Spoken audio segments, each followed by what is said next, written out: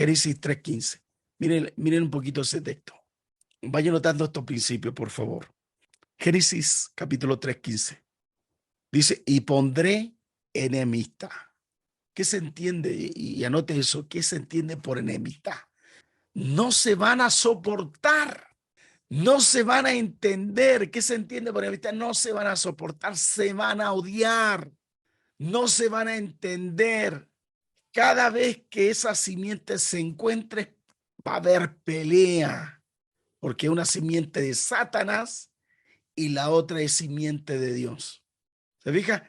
Entonces la palabra dice que pondré enemistad. O sea, siempre que se encuentre la simiente de la mujer, que alguien va a poner la simiente, que es de Dios, se va a manifestar también la otra simiente. Entonces, una está determinada a triunfar, la otra está condenada. Entonces, mire, defino esto lo defino, por favor. Lo defino para que ustedes puedan ver. ¿Qué se entiende por simiente del origen? La simiente es un grano de fruto. Es algo que está en ti cuando pone algo adecuado que va a producir el mismo ser que tú eres. La simiente es que ponemos algo lo mismo. Por eso viene la palabra cera. Ahí viene, nace la palabra semen. Entonces, todo lo que he engendrado está poniendo algo que es único. Se codifica, tiene un código único, tiene una genética única. Y ahora, como tiene un código uno, tiene una genética uno, no se puede alterar. Pero la simiente del mal también tiene su código, tiene su ADN. Por eso cuando se encuentra, mire, escuche bien, cuando se encuentra una simiente del mal con una simiente del bien, el mal puede atraer a un hijo de Dios, pero no se soportan, se destruyen. Por eso hay matrimonios que son dos simientes, hay uno que es malo, el otro es bueno.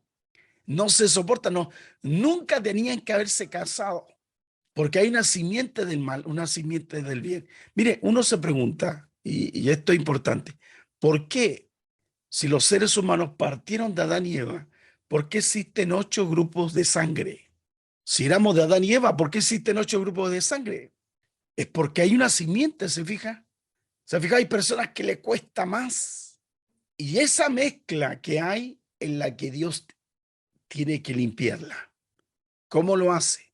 Como somos hijos de Dios, que venimos con un destino, tenemos que depurar aquello. Hemos dicho, nuevamente, estos son dos aspectos importantes que quiero señalar. Yo no puedo violar principios ni alterarlo. Aunque yo quiera torcer la mano, nunca voy a poder torcer la mano a Dios. Hay que reparar y las cosas se van a poner difíciles. Pero Dios va a usar lo que alteré, voy a corregirlo. Se va a corregir y se corrige porque hay un destino en mi vida. Entonces, hay algunos seres humanos que son engendros del mal. Son, son del mal. No, esos nunca se van a convertir. Ellos tienen con la esencia del mal. Son hijos del diablo. Ellos no podrán, ni siquiera repite, ellos odian a Dios, odian la iglesia, odian a los seres humanos. Ellos quieren ser únicos. Por eso el mal siempre quiere apartar, ser único, exclusivo. En cambio, el Hijo de Dios que tiene destino, el proceso es cambiar, restaurar, levantar, liberar. Entonces, esa es la guerra que siempre nosotros vamos a ir teniendo aquí, en este planeta. Entonces, la lucha va a ser constante. Entonces, hay genes de ciertos hombres, ciertas mujeres, que hay una mezcla, que se inclinan mal. A veces se ha preguntado, dos papás que tienen ética, que son correctos, que tienen principio, que son buenos, y tienen un primer hijo, el segundo hijo, o un hijo único, ¿por qué le nace como hijo del diablo? ¿A qué se debe que ese hombre, ese papá, esa mamá, que se ven buenos, incluso adoran a Dios y les sale pero como oveja negra, más que oveja negra? Es hijo del nadre, ¿Y es por qué? Porque en su ADN él viene alterado. ¿Se fija? Por eso vamos a ir estudiando, vamos a ir estudiando poco a poco esto para que podamos ver. Entonces, mire, vamos metiéndonos un poquito más, porque esta lección va a ser un poquito larga, esta clase, no la voy a dar todo, pero para que ustedes tengan la base, porque hay gente que rechaza el Evangelio, o porque hay momentos que hay personas que te odian por ser cristiano, por ser hijo de Dios. Todas esas preguntas usted automáticamente se van a ir respondiendo. Veamos Génesis, vamos a entrar en un texto para ir complementando aquello. Fíjese que Caín tuvo problema. Se dice que la escritura, y aunque no les gusta lo religioso, dice Caín alteró el diseño de Dios. Venía con algo en su mente. Pero veamos Génesis 6, capítulo 2, verso 4. Vean Génesis capítulo 6, versículos 2 y 4. ¿Lo tienen escrito? Lo tienen en su Biblia, lo vamos a poner en la pantalla. Y aquí vamos. Dice, viendo los hijos de Dios que las hijas de los hombres eran hermosas y tomaron para sí mujeres, escogiendo entre todas. Y dijo Jehová, no contenderá mi espíritu con el hombre para que siempre, porque ciertamente él es carne, más serán su día 120 años. Versículo 4, mire lo que ocurrió con esa relación rara. El versículo 4. Y esto es importante que vamos aprendiendo. Dice, habían gigantes en la tierra en aquellos días. Y también después que se llegaron los hijos de Dios a las hijas de los hombres, les engendraron hijos. Y estos fueron los valientes que desde la antigüedad fueron varones, dice el texto, de renombre. Entonces, aquí nacen los híbridos, los malaf, los gibur, los anakim. Aquí nace, fíjese, una simiente rara, por una mezcla rara. Por eso aquí están los anakim, aquí están los malaf, los gibur, los cainanitas, etcétera. Entonces, esta mezcla nunca tenía que haberse dado, nunca. Incluso en el diluvio, créanme, que no se pudo exterminar todo este tipo de gente, de seres. No se pudo exterminar. Y Dios maldijo estos ángeles, lo vamos a llamar así, que se mezclaron con las mujeres, porque nace una raza, híbridas, rara. Toman el cuerpo, nacen gigantes. Y fíjese, voy a mencionar algunos textos para ir añadiendo, para ir complementando lo que estoy diciendo. Vamos a Job 1:6.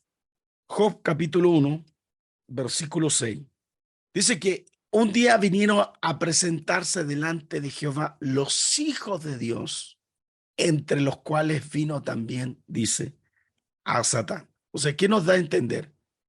Que todos iban a una corte, todos iban a pedirle información, tenían que entregar información.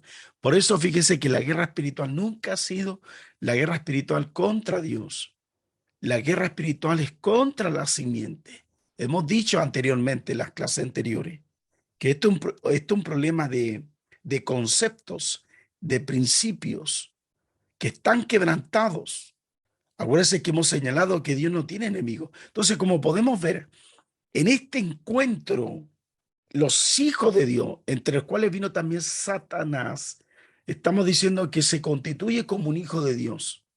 ¿Se fija? Es parte de esa casta de hijos de ángeles. Son llamados hijos de Dios. Veamos Judas 6. Judas tiene un solo capítulo, por así decirlo. Vamos a ver el verso 6.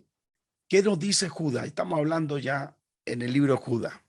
Dice el texto, y los ángeles que no guardaron su dignidad sino que abandonaron sus propias moradas, lo han guardado bajo oscuridad en prisiones eternas para el juicio del gran día. Entonces vemos que estos ángeles que copularon, que interactuaron con los seres humanos a través de las mujeres, fueron condenados a prisiones eternas según Judas. Pero aunque fueron condenados, tenemos por otro lado, fíjese, los hijos que hemos dicho, los Anaquí, los Gibor, etcétera, los gigantes. Entonces, ahí hay una mezcla rara, por eso hemos visto que en un momento esa mezcla, Dios de alguna forma quería exterminar toda esta gente, porque venía esto una simiente del mal. Vean Génesis 18, vamos a ir a Génesis 18, voy poniendo Génesis 18, y ya parece que voy casi terminando. Génesis 18, y con esto vamos a ver.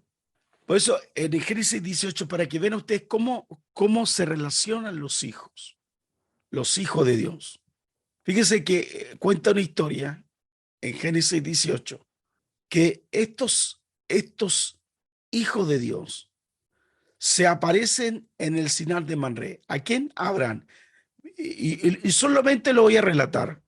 Dice que después se le apareció Jehová en el Sinar de Manré, estando él sentado a la puerta de su tienda en el calor del día.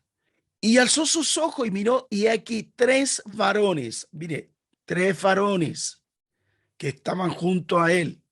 Cuando los vio, salió corriendo a la puerta de su tienda a recibirlos y se postró en tierra. Saltémoslo al versículo 5, para ir un poquito más rápido. El versículo. Mire estos varones, estos hijos de Dios, estos ángeles, comen, mire, y traeré un bocado de pan sustentada a vuestro corazón, y después pasaréis, pues por eso habéis pasado cerca de vuestros siervos. Y ellos dijeron, haz así como has dicho. Entonces Abraham fue deprisa a la tienda de Sara y le dijo, toma pronto 3 medidas de flor de harina, amasa, haz panes cocidos debajo del rescoldo. ¿Se fija? Sigamos un poquito. Y corrió Abraham corrió Abraham a las vacas y tomó un becerro tierno y bueno y le dio al criado, y este se dio a prisa a prepararlo. Tomó también mantequilla, leche y el becerro que había preparado y lo puso delante de ellos, y él se detuvo con ellos debajo del árbol. ¿Y qué dice el texto ahí? Hay un ilativo que dice, y comieron. La pregunta es, ¿este tipo de ángeles comen alimento? Entonces, aquí podemos ver la primera teofonía. Esta primera teofonía la podemos ver aquí en este relato de Génesis capítulo 18, donde podemos ver que comen. Entonces nos da a entender, mire, un poquito, nos da a entender cómo eran esos ángeles, los del pasado, cómo se relacionaban con las mujeres, y es por qué Satanás le interesa tener hijo. Por eso hoy día la maldad está haciendo experimentos genéticos, está haciendo experimentos con genes, porque él quiere tener prole, quiere tener hijos. Por eso hay una alteración genética, hay una alteración para corromper. ¿Para qué? Para que haya una lucha contra los hijos de Dios. Hasta aquí vamos a dejar la clase hoy. Se nos fue rápidamente la clase, mis queridos hermanos, pero vamos a ir entrando para que ustedes puedan ver. Para concluir esta parte importante, esta primera lección de este punto, podemos señalar, cada vez que yo viole principios o lo altere, yo tengo que repararlo. ¿Por qué? Porque tengo destino y propósito. Y como tengo destino y propósito, el Eterno ha permitido que esa parte de mi vida, de mi carácter, sea procesado. Amén.